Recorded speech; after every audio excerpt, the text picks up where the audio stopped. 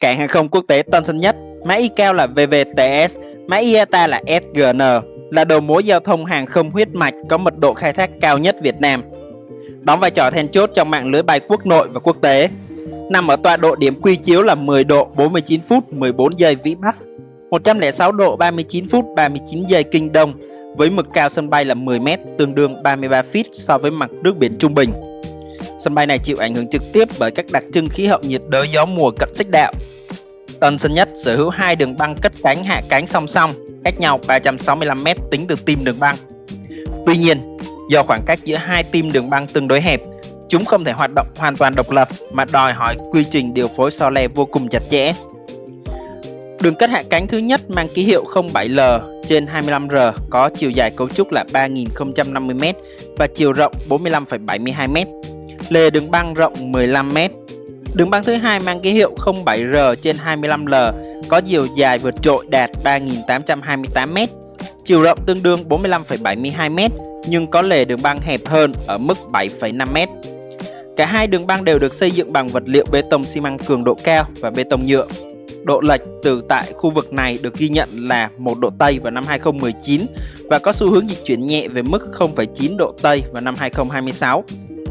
Góc hướng từ hai đường băng lần lượt là 068,7 độ và 248,7 độ. Hệ thống hạ cánh chính xác ILS được trang bị hỗ trợ dẫn đường cho các đầu đường băng chính là 25R, 25L và 07R, đảm bảo an toàn tiếp cận cho tàu bay trong mọi điều kiện thời tiết. Riêng đầu 07L không trang bị hệ thống ILS mà sử dụng phương thức tiếp cận vệ tinh RNP hiện đại. Trong điều kiện khai thác thông thường, sân bay ưu tiên sử dụng đầu đường băng 25, tiếp cận và hạ cánh từ hướng Đông Bắc và cất cánh về hướng Tây Nam. Tuy nhiên, do sự biến động mang tính chu kỳ và đột xuất của các yếu tố khí tượng, đặc biệt là hướng gió bề mặt, Đài Kiểm soát Không lưu buộc phải chuyển đổi phương thức vận hành sang đầu đường băng 07 để chịu được những áp lực từ những đợt đổi đầu liên tục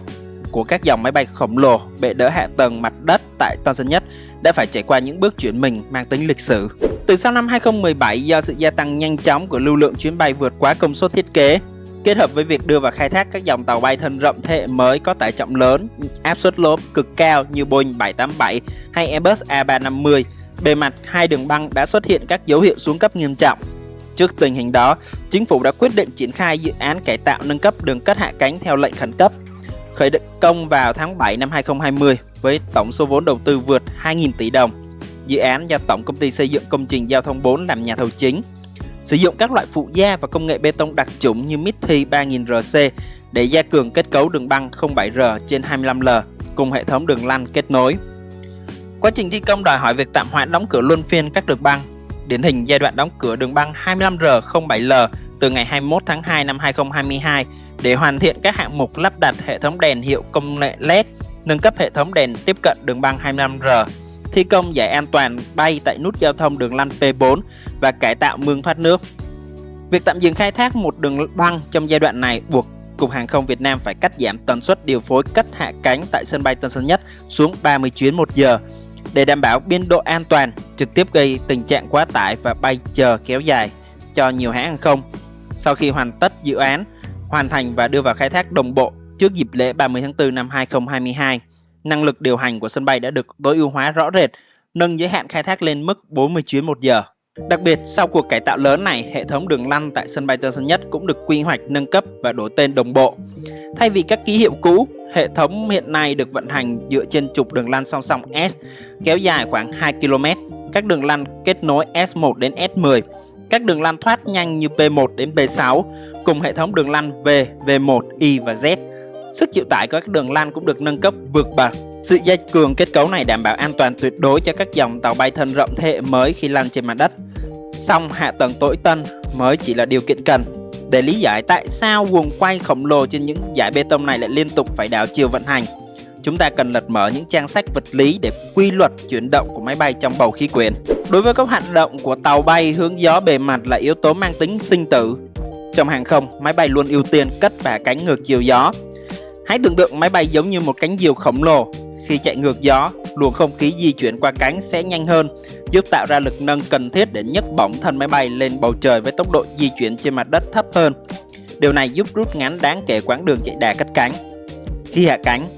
gió ngược đóng vai trò như một chiếc phanh tự nhiên vô hình, tàu bay có thể duy trì tốc độ nâng an toàn trong khi tốc độ di chuyển thực tế so với mặt đất giảm xuống tối đa. Nhờ đó, bánh đáp tiếp đất êm ái hơn, quãng đường xả đà phanh dừng lại ngắn hơn, bảo vệ hệ thống phanh đĩa và giảm thiểu sự mài mòn của lốp xe. Ngược lại, việc cất cánh và hạ cánh trong điều kiện gió xuôi là vô cùng mạo hiểm. Gió thổi từ phía sau đuôi sẽ triệt tiêu một phần lực nâng khí động học, buộc tàu bay phải tăng tốc di chuyển trên mặt đất lên cao mới có thể cất cánh hoặc duy trì thăng bằng khi hạ cánh. Khi chạm đất với tốc độ quá lớn, máy bay cần quãng đường phanh dài hơn gấp nhiều lần, dễ dẫn đến nguy cơ nổ lốp, cháy phanh hoặc nghiêm trọng hơn là trượt khỏi đường băng. Vì lẽ đó, các tiêu chuẩn hàng không quốc tế quy định giới hạn gió xuôi tối đa đối với các tàu bay thương mại rất nghiêm ngặt, không quá 10 đến 15 knot, khoảng 18 đến 28 km/h khi đường băng khô ráo, và siết chặt xuống 5 knot, khoảng 9 km/h khi bề mặt đường băng bị ướt hoặc trơn trượt. Khi các thành phần gió xuôi vượt qua giới hạn này, sân bay buộc phải đổi đầu đường băng khai thác. Chính những giới hạn khí động học nghiêm ngặt ấy đã biến các đợt gió tại sân bay Tân Sơn Nhất thành nhạc trưởng vô hình, tạo nên những quyết định bẻ lái đầy ngoạn mục của các chuyến bay giữa lòng thành phố. Đầu tiên là sự thay đổi mang tính chu kỳ của các gió mùa. Khí hậu Nam Bộ phân hóa hai mùa rõ rệt, trực tiếp ảnh hưởng đến hướng gió chủ đạo.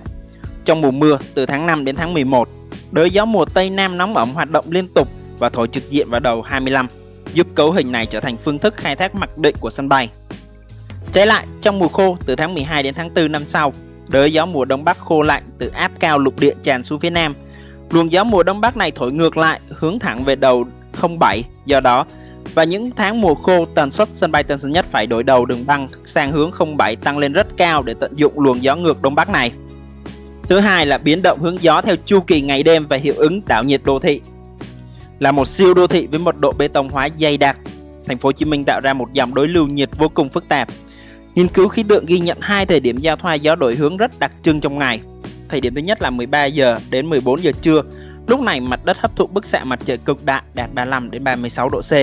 gây ra hiện tượng bốc hơi mạnh và tạo ra vùng áp thấp nhiệt cục bộ hút gió từ các hướng khác nhau về lõi đô thị.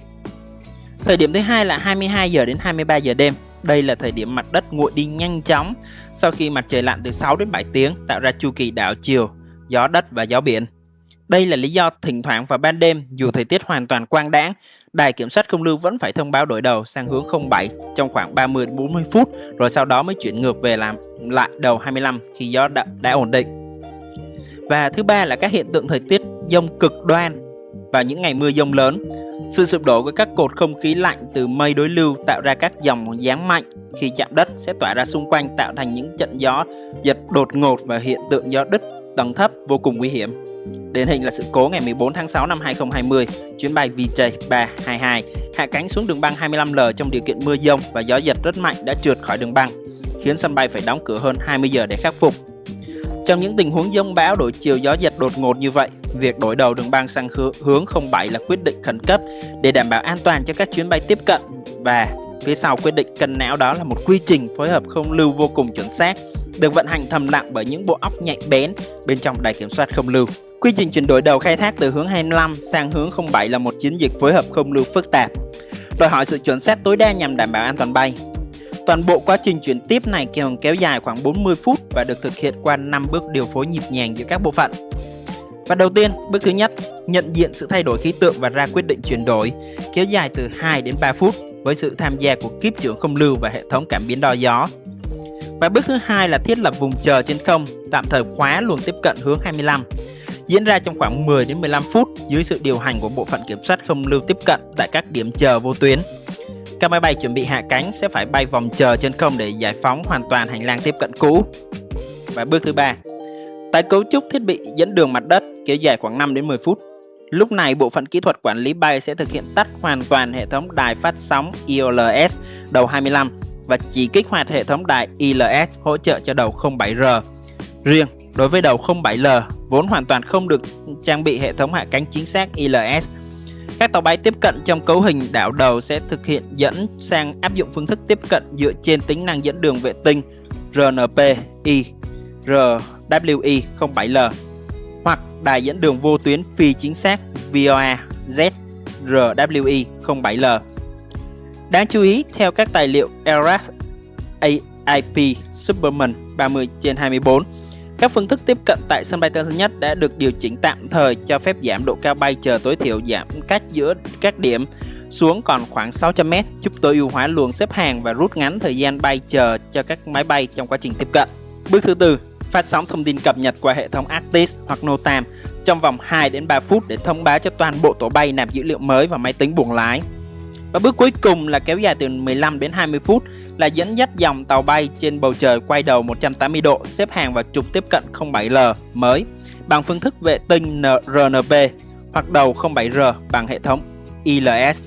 đồng thời dẫn dắt dòng máy bay dưới mặt đất di chuyển ra đầu đường băng 07R để chuẩn bị cất cánh. Thế nhưng, khi những cánh chim sắt đã tìm lại được hành lang an toàn trên bầu trời, các đợt đảo đầu này lại tiếp tục dội những làn sóng ảnh hưởng trực tiếp xuống đời sống thường nhật và nhịp độ đô thị bên ngoài hàng rào sân bay. Dưới mặt đất khi hoạt động ở hướng 07, luồng di chuyển của các tàu bay hệ thống đường lăn trở nên phức tạp hơn rất là nhiều. Máy bay sau khi đáp xuống đường băng 07L phải lăn qua quãng đường dài hơn, cắt qua nhiều giao lộ đường lăn bận rộn để về đến nhà ga. Việc điều hành di chuyển mặt đất đòi hỏi sự tính toán luồng chi tiết để tránh xung đột đối đầu giữa các máy bay vừa hạ cánh và máy bay đang lăn ra đầu đường băng 07R để cất cánh. Bất kỳ sự chậm trễ nào trong quá trình điều phối lăn cũng có thể làm tăng thời gian quay đầu của chuyến bay, gián tiếp làm giảm hiệu quả khai thác chung của cảng hàng không. Đối với cư dân sống xung quanh sân bay, việc đổi hướng cất hạ cánh làm đảo ngược hoàn toàn bản đồ tiếng ồn đô thị. Trong cấu hình đường băng 25R thông thường, quận Gò Vấp, Phú Nhuận chỉ chịu tiếng rít nhẹ của máy bay khi đang hạ cánh ở chế độ động cơ thấp, còn quận Tân Bình, Tân Phú và Bình Chánh chịu tiếng ồn gầm lớn của máy bay khi cất cánh lấy độ cao hướng về phía Tây Nam. Trong cấu hình ngược lại ở đường băng 07 thì các quận như Tân Bình, Tân Phú chịu tiếng rít hạ cánh liên tục ở độ cao thấp. Ngược lại, Gò Vấp, Phú Nhuận trở thành hướng thoát của các máy bay cất cánh, hứng chịu toàn bộ âm thanh cực đại của các khối động cơ phản lực gầm rú chạy đà cất cánh từ hướng đầu đường băng 07R dội thẳng xuống khu vực dân cư đông đúc. Mỗi lần Tân Sơn Nhất đảo đầu đường băng không chỉ đơn thuần là một quy trình kỹ thuật hàng không chuẩn xác trong phòng điều hành, đó là khoảnh khắc ranh giới giữa một siêu đô thị hiện đại, sức mạnh nguyên bản của tự nhiên được phơi bày rõ nét nhất. Giữa lòng Sài Gòn náo nhiệt, nơi con người tưởng chừng đã kiểm soát mọi nhịp sống bằng những công trình bê tông cốt thép, những dải đường lăn cao tốc tối tân và những chiếc máy bay nặng hàng trăm tấn, thì rốt cuộc tất cả vẫn phải nghiêng mình trước một thực thể vô hình: những cơn gió. Gió thổi qua những quán cà phê sân thượng Gò Vấp mang theo tiếng gầm rú kiêu hãnh của động cơ phản lực cất cánh đầu 07, hay làn gió mang hơi ẩm mát từ vịnh Thái Lan nâng cánh máy bay tiếp cận đầu 25. Tất cả đều đang dệt nên một bản giao hưởng hài hòa tuyệt diệu giữa đất trời và con người. Sài Gòn vẫn thế, luôn chuyển động, luôn ồn vã, và những cuối cùng cũng biết cách nương theo những làn gió tự nhiên để bay cao và thích ứng một cách an toàn nhất. Và video hôm nay đến đây là kết thúc rồi. Cũng cảm ơn mọi người đã quan tâm theo dõi. Mọi góp ý mọi người để lại dưới phần bình luận cho mình biết với nhé. Còn bây giờ, xin chào và hẹn gặp lại.